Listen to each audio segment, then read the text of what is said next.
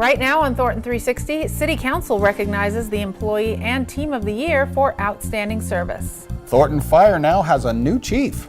And some fun ways for you to give back this summer. Thornton360 starts right now.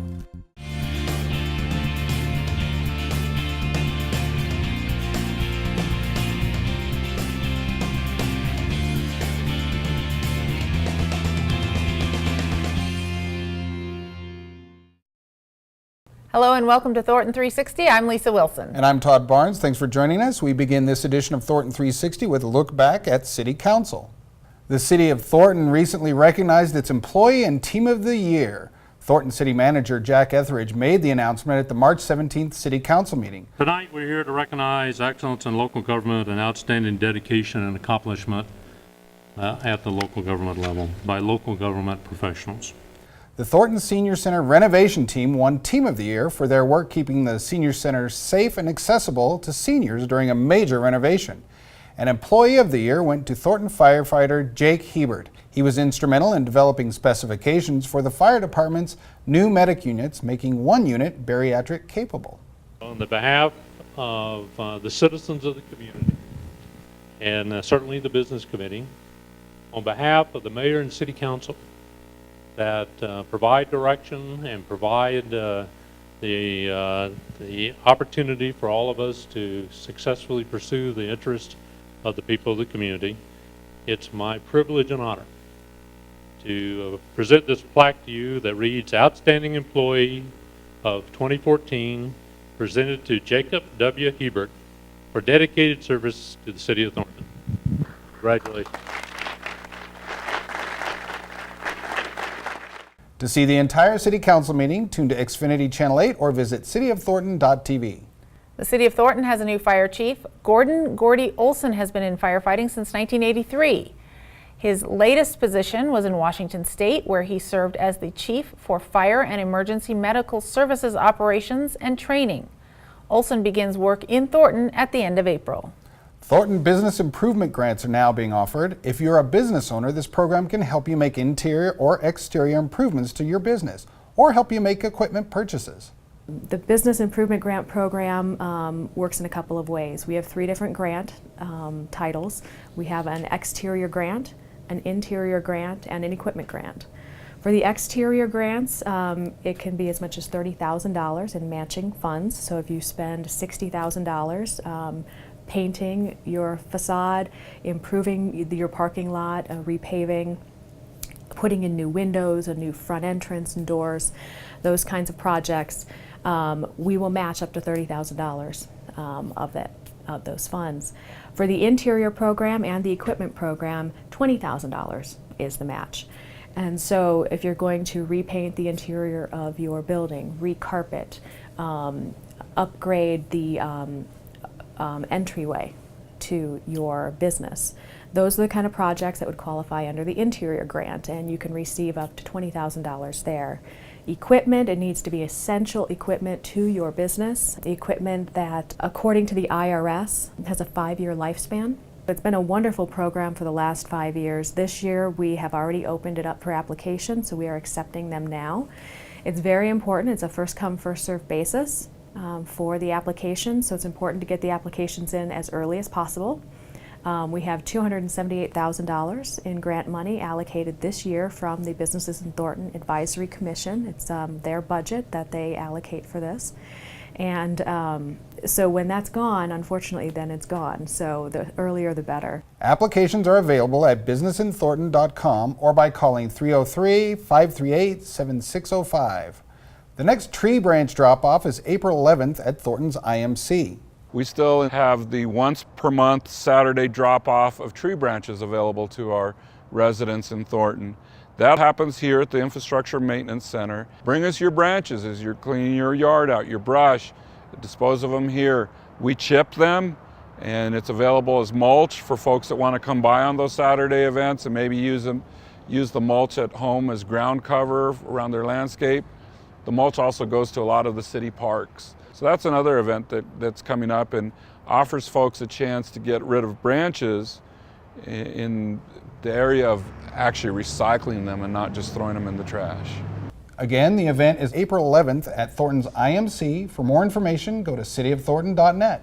If you're interested in giving back to our community, there are lots of great volunteer opportunities coming up, including a volunteer information session. We have a lot of ongoing opportunities, but we have an event on March 28th where people can actually speak to the volunteer managers in the city of the programs that will be there. So we have the Adopt a Flower Bed program and a Xeriscape gardener. That's great for people who want to work outside, get a little bit in the dirt. There's ongoing opportunities like victim advocates. We also have a lot of single event opportunities that people tend to want to do with all of the city's festivals, such as Winterfest, Harvest Fest, Thornton Fest. But the one coming up next is the Paint-a-thon, which a lot of people really like to get involved with. A lot of people volunteer just because it's fun, it makes them feel good, and they tend to meet some really great friends, which I've met some good friends that way as well. Another fun summer volunteer opportunity is the Paint-a-thon. Here's more information. It needs to be white after you try it. Favorite part? Helping somebody that needs help. Because everybody just chips in, you know? Giving back, helping out. Yeah, it's rewarding.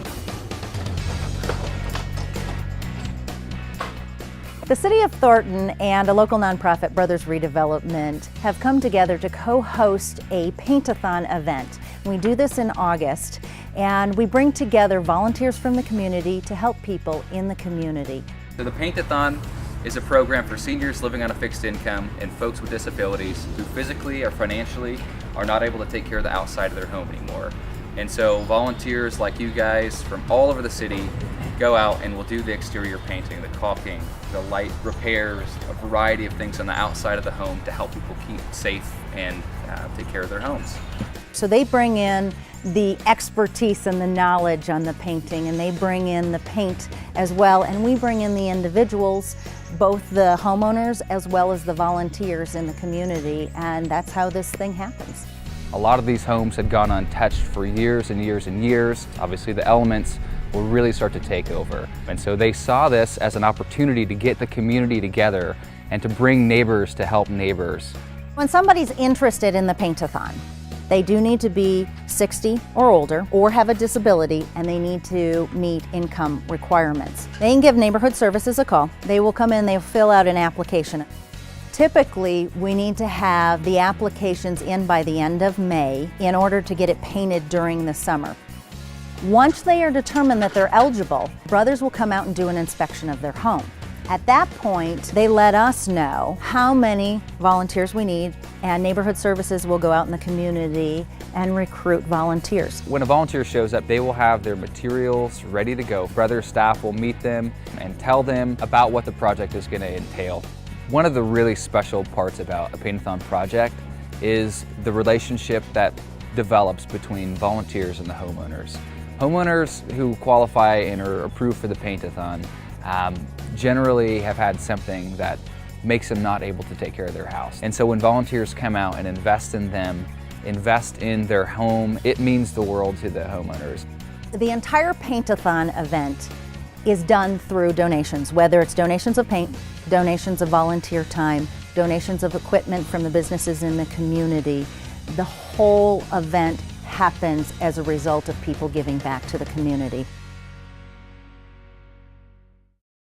To apply or volunteer for the Paint-a-thon, contact Neighborhood Services at 303-538-7600 or email them at neighbor@cityofthornton.net. You can also contact them anytime via Thornton Connected. Look for the icon at cityofthornton.net. A fun new historical element has been added to a section of the Eastlake Heritage Trail.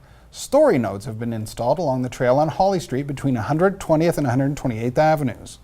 This part of the Brentner Gulch Regional Trail is a Eastlake Heritage Trail loop, and these are signs that help bring the culture, arts, history, environment, education to neighborhood and regional trail users. Thornton was founded in the 1950s, and everyone says, oh, it's a bedroom community, there's no history, there's no downtown. But in reality, there's tremendous history in this area, and this is one way to celebrate it. So the Eastlake Heritage Trail is one of several loops throughout the city that celebrates these lesser known facts. The concept of the Heritage Trail is to bring these environmental, historical information and knowledge to Thornton residents. It's a great place to walk and learn and be outside in a quiet way. Thornton police recently took part in a polar plunge. Here we go. 3, 2, 1, plunge. Oh, they're escaping. The Thornton police team raised over $1,200 in the icy event at Boulder Reservoir. Money raised went to Special Olympics.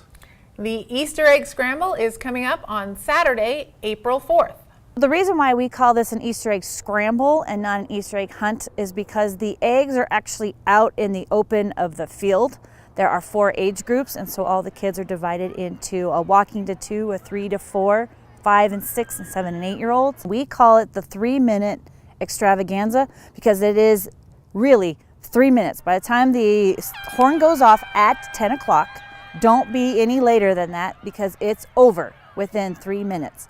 That field is cleared and it doesn't even look like we were there. The City of Thornton's Easter Egg Scramble is on Saturday, April 4th. It's Community Park, which is located at Thornton Parkway and York. Just so you guys know, we are going to have Mr. and Mrs. Bunny here at 9:30. You want to get here early. Parking is very limited, and again, if you get here after 10, you've missed the whole event and your kid gets no eggs. Other thing you don't know is we're probably one of the only cities that has a 6'8" Easter Bunny, so come see it. For more information on this and any of the stories you've seen here today, go to cityofthornton.net. That certainly looks very exciting and exhilarating. That's it for this edition of Thornton 360. I'm Todd Barnes. And I'm Lisa Wilson. Thanks for joining us. We'll see you next time.